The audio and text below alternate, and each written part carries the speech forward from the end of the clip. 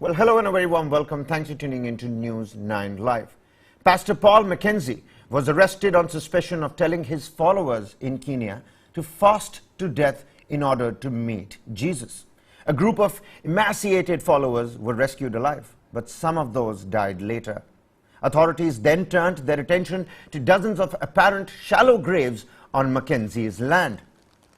Kenya's Interior Minister on Tuesday confirmed that 89 bodies have so far been discovered at a coastal ranch owned by a pastor who is accused of leading a religious cult and ordering his followers to starve themselves. Starve themselves in order to meet Jesus in heaven. Interior Minister Kithure Kindiki announced that an expanded operation at the site led to the exhumation of 16 more bodies. 73 of those bodies were found on Monday. The total number of those rescued while starving at the ranch now stands at 34. The Kenya Red Cross Society's latest figure on the number of missing people stands at 213. Pastor Paul Mackenzie, who heads the Good News International Church, is accused of luring his followers to the ranch near the town of Malindi. He allegedly told them to fast to death in order to meet Jesus before burying them in shallow graves spread across his land.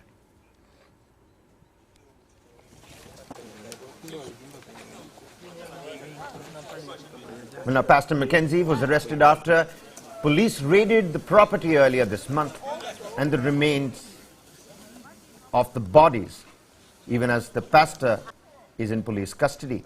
Kindiki said that the deaths at the ranch could be considered genocide according to local and international laws.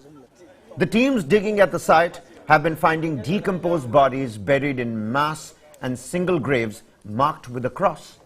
Those believed to be living in mud-walled houses inside the ranch have been fleeing from rescue teams, and mostly those who can't walk or talk have been rescued so far.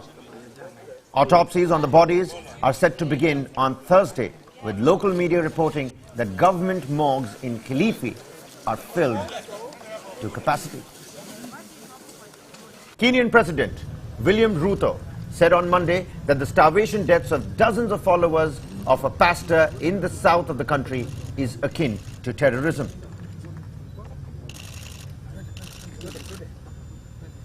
Terrorists use religion to advance their heinous acts. People like Mr. Mackenzie are using religion to do exactly the same thing. Well, now there are fears that the numbers could rise, as the Kenya Red Cross said that more than 250 people had been reported missing. The case has sent shockwaves throughout Kenya, and the government has vowed tighter regulations on fringe religious bodies and organizations in the largely Christian country.